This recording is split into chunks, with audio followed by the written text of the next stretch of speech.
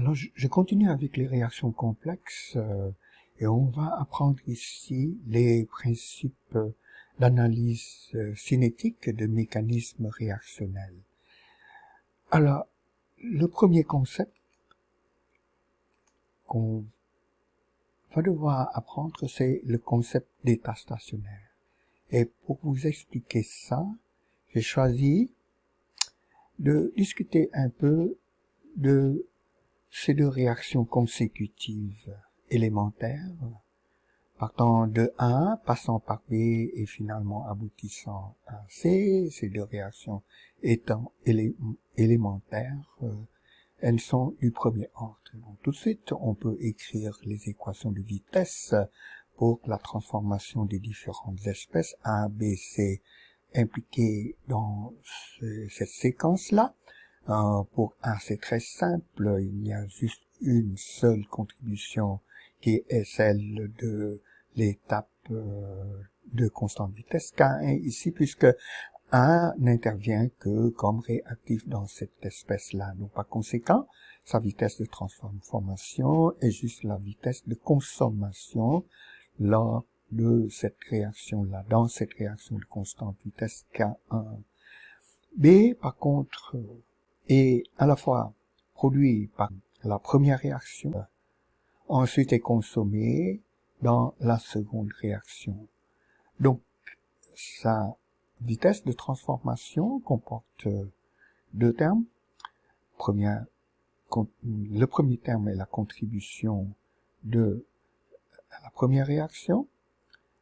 C'est la vitesse de formation de B dans la première réaction. Et le deuxième terme représente la vitesse de consommation de B dans la deuxième réaction du premier ordre. Et finalement, C n'intervient que comme produit final de toute la séquence et n'intervient que dans la deuxième réaction. Par conséquent, sa vitesse de transformation ne comporte qu'un seul terme, qui est la vitesse de formation de C à partir de B ici, dans cette réaction du premier ordre par rapport à B. Alors, ces trois équations peuvent s'intégrer exactement. La procédure d'intégration est un peu technique, mais ce n'est pas difficile. Alors, voici les solutions de cette intégration-là pour le cas où l'on partait de conditions initiales telles que il n'y aurait que du A qui serait présent au temps t égale à 0 avec une certaine concentration initiale à 0 différent de 0 là. Alors, pour le cas où les deux constantes de vitesse K2 et K1 ne sont pas égales, alors, les trois équations s'intègrent comme ceci. La première, le premier encadré ici décrit la décroissance de la concentration de A à partir de sa valeur initiale qui est une décroissance exponentielle comme c'est attendu d'une réaction d'ordre 1 comme ça. Pour ce qui est du B, sa concentration est régie à la fois par la réaction 1 et par la réaction 2 de constante vitesse K1 et K2. Donc, ça comporte ces deux exponentielles-là. Et finalement, la concentration de C était obtenue en faisant appel à la conservation de la matière, comme quoi la somme de ces trois concentrations devrait être égale à une constante qui est égale à la somme des concentrations initiales, en d'autres termes, égale à la concentration initiale de A, quoi. Bon, voilà, je ne voudrais pas trop passer plus de temps sur ça, parce que je voulais juste vous montrer les traits qualitatifs de ces solutions-là.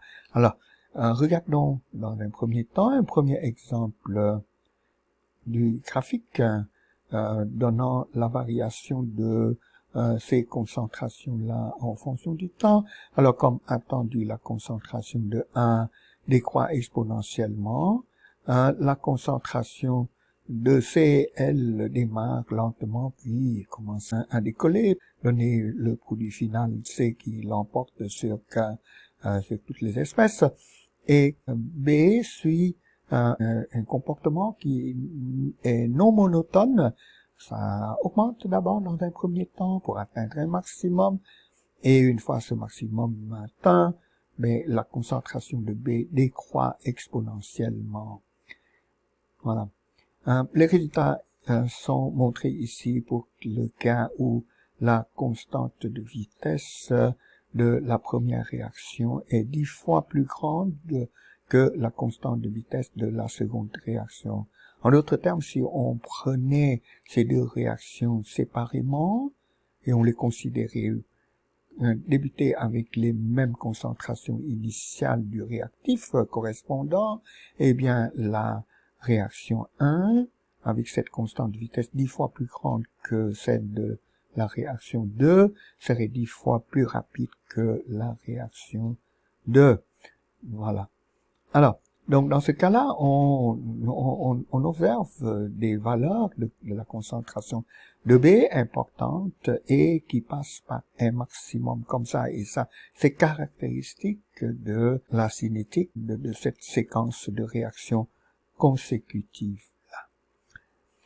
Là, si on regarde maintenant le cas où la constante de vitesse de la première réaction, au lieu d'être 10 fois plus grande que la constante de vitesse de la seconde réaction, c'est plutôt 10 fois plus petite. En d'autres termes, c'est la réaction 2 qui est plus rapide que la réaction 1 quand ces deux réactions sont prises séparément, évidemment, comme je vous ai expliqué tout à l'heure. Alors, dans ce cas-là, on trouve encore une fois la concentration de 1 ne fait que suivre une décroissance exponentielle, n'est-ce pas? Et la concentration de C, encore une fois, varie de façon monotone. Et la concentration de B continue à passer par un maximum, donc c'est une variation non monotone. Mais notez bien que ce maximum est bien moins haut que le maximum dans le cas précédent, et c'est tellement aplati que c'est à peine identifiable ce maximum-là, et comme c'est le maximum, c'est un maximum qui se place à peu près aux environs de 0,1 mol par litre, ici, là, avec une concentration initiale de 1 qui est de 1 mol par litre. La valeur maximale de cette concentration de B est à peu près 0,1 mol par litre. Et comme c'est une valeur maximale, ça veut dire que la concentration de B à tout autre temps est inférieure à cette valeur 0,1 mol par litre. Donc vous notez donc que dans cette situation-là où la seconde réaction est 10 fois plus rapide que la première réaction, eh bien la concentration de B à tout temps est faible.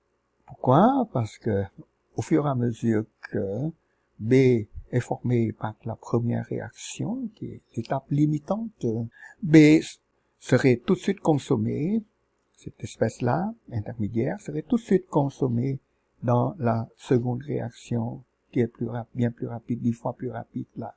Et c'est pour ça que cette concentration n'arrive pas à atteindre des valeurs aussi importantes que dans le cas précédent.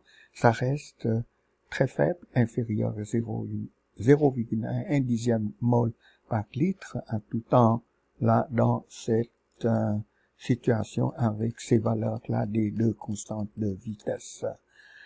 Prenons maintenant un troisième exemple, avec cette fois-ci la constante de vitesse de la première réaction encore plus petite. Elle est cette fois-ci 1/100e de la constante de vitesse de la seconde réaction. En d'autres termes, elle est 100 fois, cette réaction 1 est 100 fois plus lente que la réaction 2, quand on les considère ces deux réactions séparément. bien entendu. Donc, dans ce cas-ci, la réaction 2 est 100 fois plus rapide que la réaction 1, de sorte que, vraiment, au fur et à mesure que, à chaque fois que vous avez une trace de B formée par la réaction 1, tout de suite, elle serait consommée très rapidement par la réaction 2. Et ce qui fait que la concentration de B dans ce cas-là est très faible, est encore plus faible, bien plus faible que dans le cas précédent.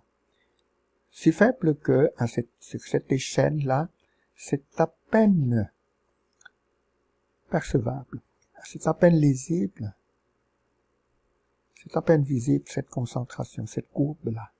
Ça passe toujours par un maximum à quelque part, mais c'est tellement bas que c'est à peine identifiable. Alors, si on verrait mieux la grandeur de la concentration de B, si on change d'échelle, et c'est fait ici, donc j'ai fait un zoom de cette partie encadrée par le cadre rouge de tantôt, pour montrer la grandeur de la concentration de B avec cette combinaison des deux constantes de vitesse K1 et K2, K1 100 fois plus faible que la constante de vitesse de la deuxième réaction. Alors voyez-vous, la concentration de B n'atteint même pas 1/100, c'est à peu près 1/100 de mol par litre, le maximum dans cette courbe-là. Donc la concentration de B maintient une valeur très faible vis-à-vis de la concentration de C ou vis-à-vis de la concentration de A, pratiquement en tout temps. Alors, cette observation est à la base de l'idée que cette concentration de B, là, de l'espèce intermédiaire, est tellement faible que sa variation dans le temps est à peine mesurable. Alors, ça conduit à l'idée appelée d'état stationnaire. Alors, dans cette diapositive, je résume ce qu'on avait vu tout à l'heure en ce qui concerne le comportement de l'espèce intermédiaire B. D'abord, le graphe de la concentration de B en fonction du temps passe toujours par un maximum.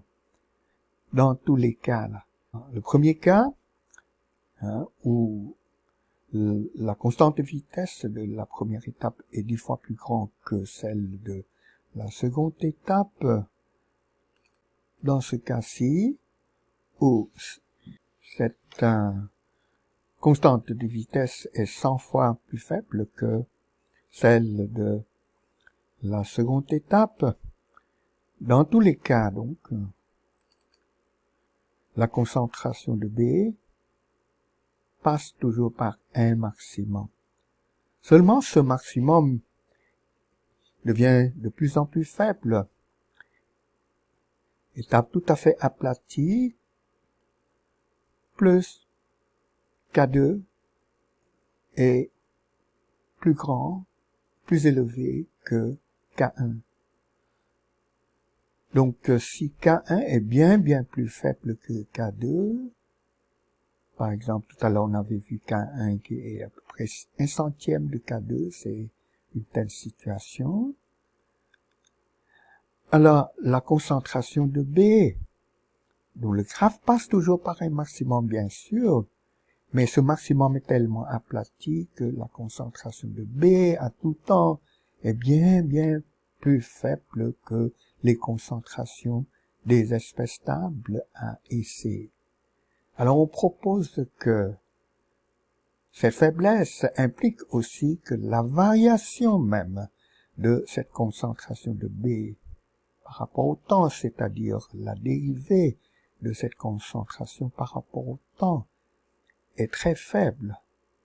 puisque si elle est importante, eh bien, éventuellement, inévitablement, elle va causer une croissance de B, hein, pour atteindre des valeurs de concentration bien plus grandes que ça. Le fait que cette concentration est maintenue à tout temps à des valeurs faibles implique nécessairement que la dérivée de cette concentration par rapport au temps est très faible.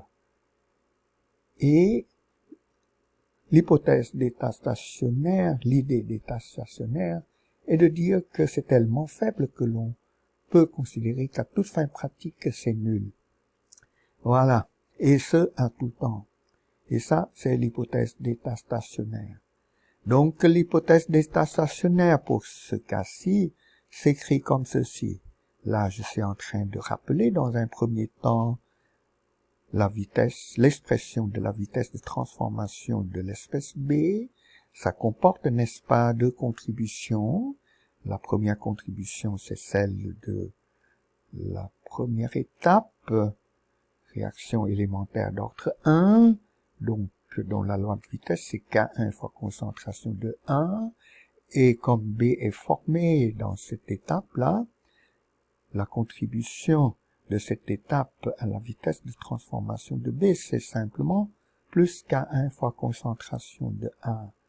Le deuxième terme, moins K2 fois concentration de B, c'est la contribution de la seconde étape élémentaire du premier ordre à la consommation de B, à la transformation de B, et cette contribution est négative parce que ça dénote une vitesse de consommation de B.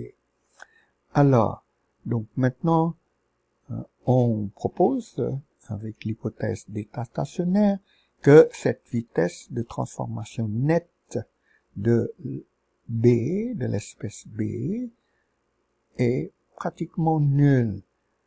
En d'autres termes, la concentration de B est stationnaire, pratiquement stationnaire en tout temps. Alors, cela implique donc que quand on considère les deux réactions qui opèrent à la fois, non pas séparément, alors dans ce cas-là, cette condition d'état stationnaire implique que la vitesse de la réaction 1 dans cette situation où les deux réactions opèrent à la fois est égale à la vitesse de la réaction 2. Ça? Voilà. Alors, que signifie cette condition-là? Cette condition mathématique dérivée de la concentration de B par rapport au temps est pratiquement nulle. Eh bien, tout d'abord, on doit comprendre que ce que ça signifie est que B existe, est maintenu en quantité tellement faible par le fait qu'au fur et à mesure qu'il est formé, il est tout de suite consommé dans la seconde réaction. Donc, sa concentration est à tout temps très faible, mais évidemment, c'est variable. Ouais, je vous l'avais dit tout à l'heure, ça passe toujours par un maximum. Ça, c'est variable à tout temps. Cependant, même si c'est variable, cette dérivée, cette vitesse de variation là de la concentration de B ne peut pas dépasser une certaine valeur qui est très faible. Parce que si ça le faisait, eh bien, éventuellement, inévitablement, cette concentration de B va augmenter et atteindre des valeurs importantes. Ce n'est pas le cas. Donc, dire que c'est maintenu en quantité faible en tout temps implique que cette dérivée-là est très faible aussi, voire même pratiquement nulle. Alors, une façon de quantifier la faiblesse de cette concentration, de cette vitesse de transformation nette de B est de partir précisément de cette condition, cette hypothèse d'état stationnaire pour B, pour qu'un déduire que, ça, en réarrangeant ça, on obtient que la concentration de B est approximativement égale à la concentration de A fois le rapport entre les deux constantes de vitesse, rapport K1 sur K2 là. Alors, ce rapport est très faible. Hein? C'est ça qui fait la faiblesse de la concentration de B, et en prenant la dérivée de la concentration de B, hein, en utilisant ça, on obtient donc que la dérivée de la concentration de B par rapport au temps est approximativement égale au produit de la vitesse de transformation nette de 1 fois le rapport K1 sur K2. Comme le rapport K1 sur K2 est faible, par exemple, tout à l'heure, c'était de 1 centième. Soit, dire ceci, c'est dire que la concentration, la vitesse de transformation nette de B est bien plus faible que la vitesse de transformation nette de l'espèce stable A. Alors, c'est dans ce sens qu'il faut comprendre que la concentration de B varie très lentement, voire même presque pas, comme c'est impliqué par cette relation-là. Alors, cette idée d'état stationnaire est très utile dans l'analyse des mécanismes de réaction et permet de simplifier et de comprendre la loi de vitesse apparente que prenaient certaines réactions, n'est-ce pas, en utilisant un mécanisme.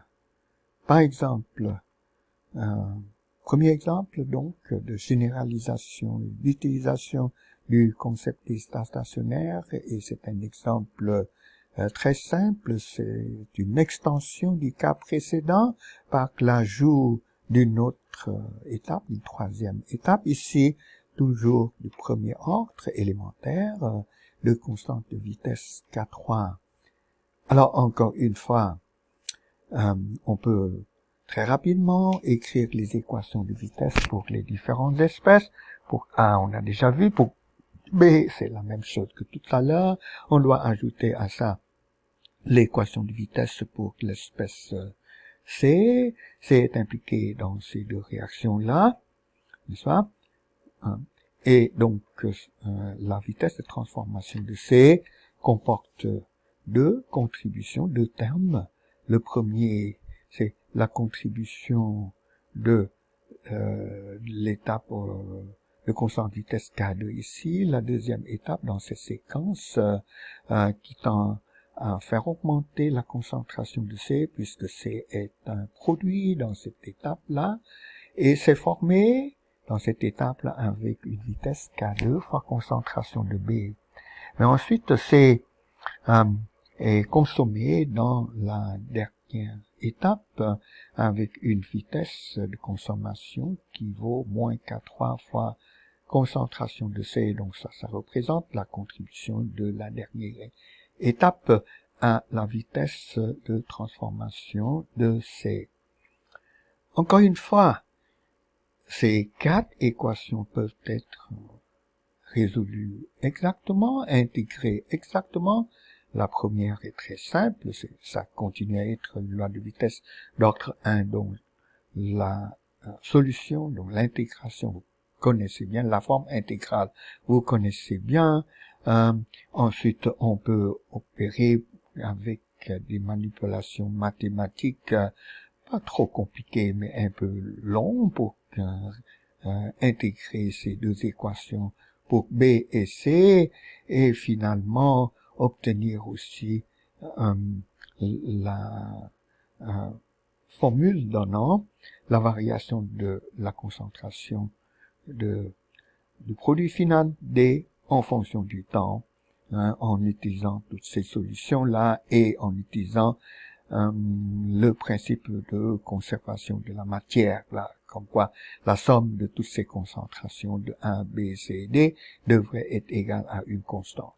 Par exemple, la valeur de la concentration initiale du réactif A seulement. Tout ça est pour vous dire que les solutions exactes sont possibles. Mais je voulais pas vous montrer ça. Ce que je voulais vous montrer plutôt, c'est comment on peut simplifier la lecture de la cinétique de cette séquence en utilisant l'hypothèse d'état stationnaire pour les deux espèces intermédiaires B et C. Donc on va supposer que les constantes de vitesse sont ordonnées de cette façon, que K1 est bien plus faible que K2, et à son tour K2 est bien plus faible que K3, donc c'est la dernière réaction qui est la plus rapide, et de sorte que dès qu'il y a une trace quelconque de C, de former, tout de suite ça va être transformé en D par cette dernière étape, et de même, dès qu'il y a du B qui était produit par la première réaction, la deuxième étape aurait tendance de transformer cette concentration de B en C qui ensuite serait très rapidement transformée en D.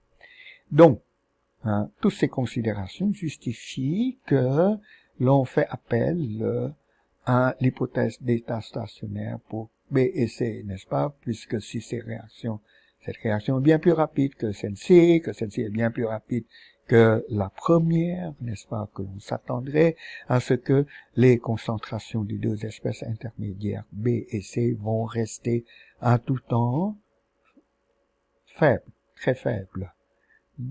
Donc, la vitesse de transformation nette de ces deux espèces, on s'attendrait à ce que ça soit faible aussi. Alors, voici l'expression de ces deux hypothèses d'état stationnaire pour B ici et pour C.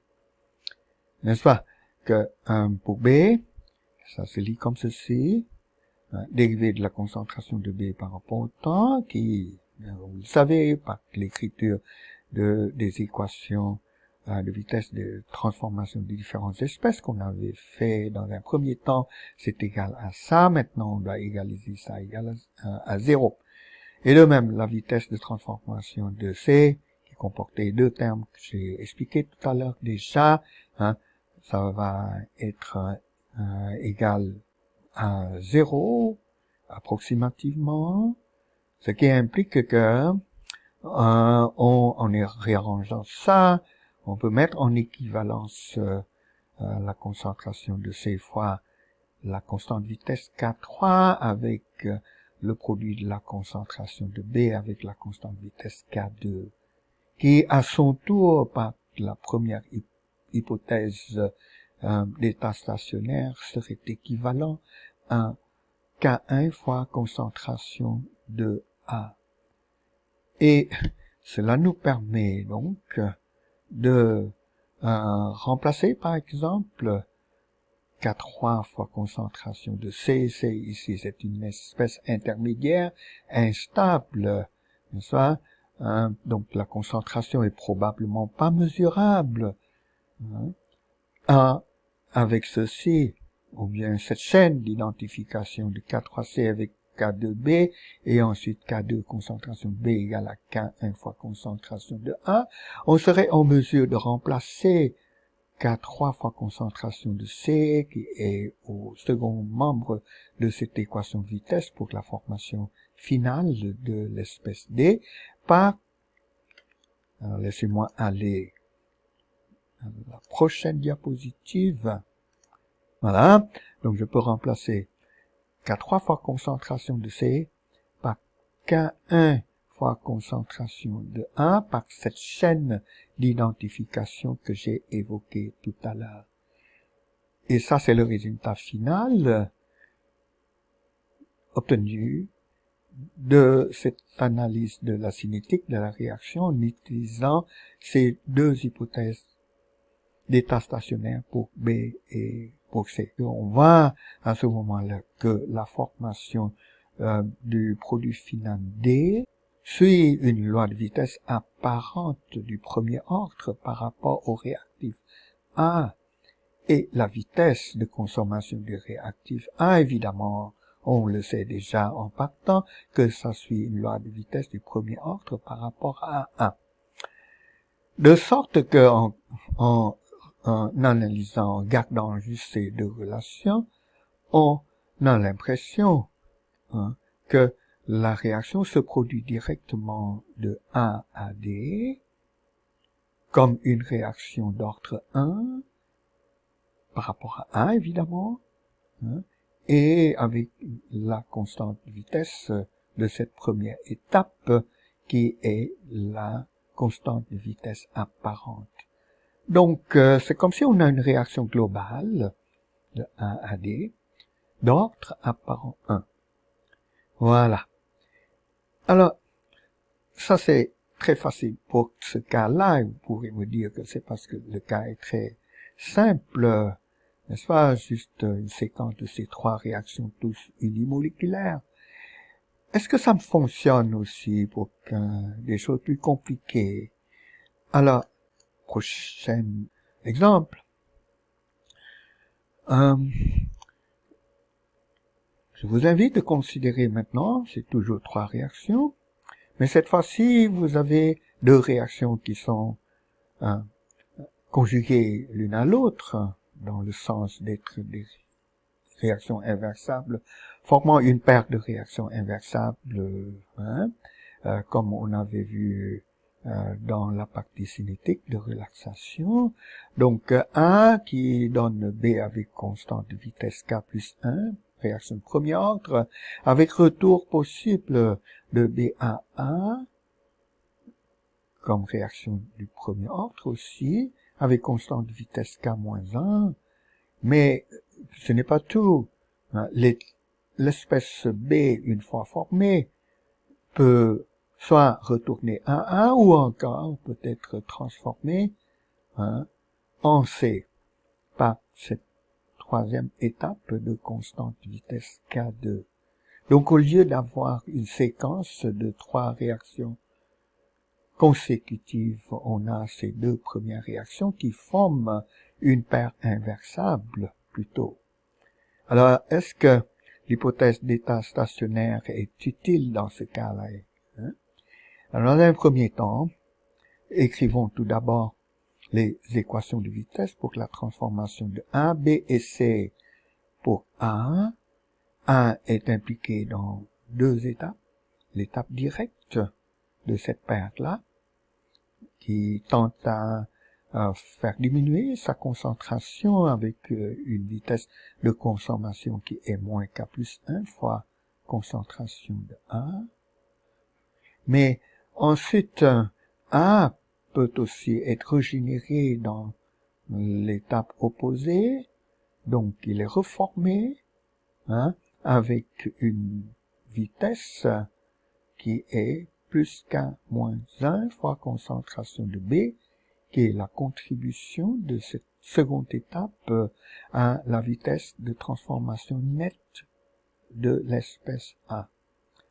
B, lui, est impliqué dans trois étapes.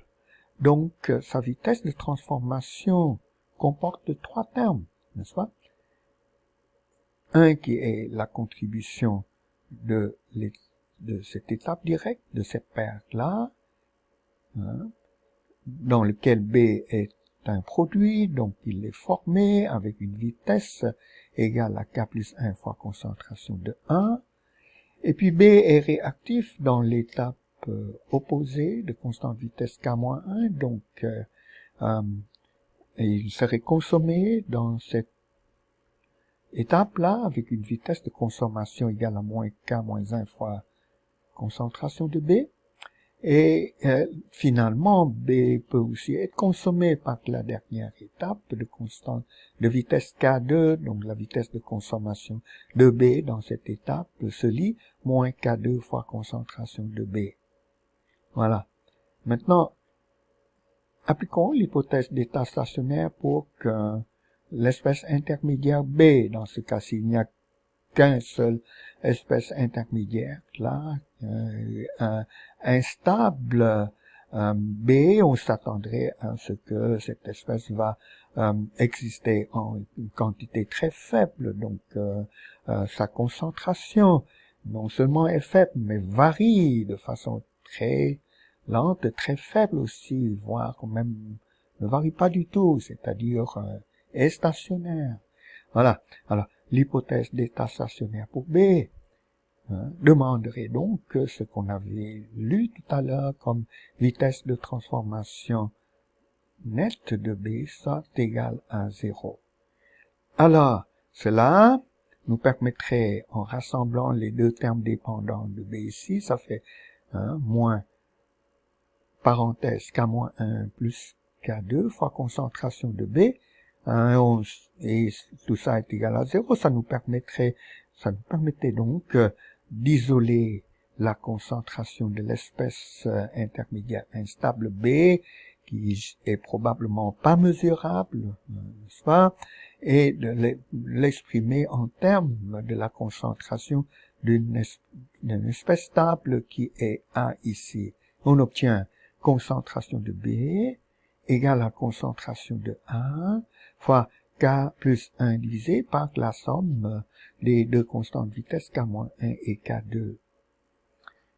Ça. Ceci est à être substitué, par exemple, au second membre de l'équation de vitesse décrivant la formation du produit final C, ou bien ça peut être remplacé, peut être mis ici, la concentration de B apparaît dans cette équation de vitesse, gouvernant la transformation de l'espèce stable A aussi là. Donc cette concentration de B qui apparaît ici peut être remplacée par cette relation là aussi, de sorte que vous voyez que si je remplace la concentration de B ici là par ceci, que la vitesse de formation de C suit une loi de vitesse apparente du premier ordre par rapport à A, avec une certaine constante de vitesse effective que l'on va découvrir que c'est égal à K2 fois cette constante-là, K plus 1 divisé par K moins 1 plus K2. Et si on remplace cette concentration de B là, ici, par ceci, on doit obtenir aussi, laissez-moi vous montrer tout ça à la prochaine diapositive, là. Voilà. Alors, j'ai fait ce que j'avais évoqué tout à l'heure, c'est-à-dire remplacer la concentration de B, là, par ceci pour donner ça, qui dit que, donc, le produit final, C, est formé avec une vitesse du premier ordre par rapport à A, avec ça comme constante de vitesse apparente. Alors, on peut remplacer la concentration de B ici par ça, bien entendu, mais il y a mieux. Il y a mieux là. Il suffit de dire que ceci, moins K plus 1 fois concentration de A plus K moins 1 fois concentration de B est exactement la même chose que ce qui est encadré par cette bulle ici, avec un changement de signe, parce que là vous avez moins K plus 1, plus, etc., tandis que là c'est plus K plus 1, concentration de 1, etc. Donc ça c'est égal à moins ça. Donc si vous remplacez ça par moins ça ici, vous voyez que c'est aussi égal à K2 fois concentration de B. Et donc, il suffit de remplacer tout ça par K2 fois concentration de B qui est donné par ça. Donc, on obtient encore une fois la même forme. Moins K2 fois concentration de moins K2 fois K plus 1 divisé par K moins 1 plus K2 fois concentration de 1 ici. Voilà. Et encore une fois, on trouve que la réaction, donc cette séquence-là, lu comme un mécanisme expliquant la formation de C à partir de 1 en passant par cet intermédiaire B qui peut faire ça ou ça, eh bien, avec l'hypothèse d'état stationnaire pour B, on obtient des équations de vitesse pour la formation de C et la consommation de 1 dans la réaction globale, qui est une loi de vitesse d'ordre 1 par rapport à A et avec constante de vitesse apparente, qui est ça.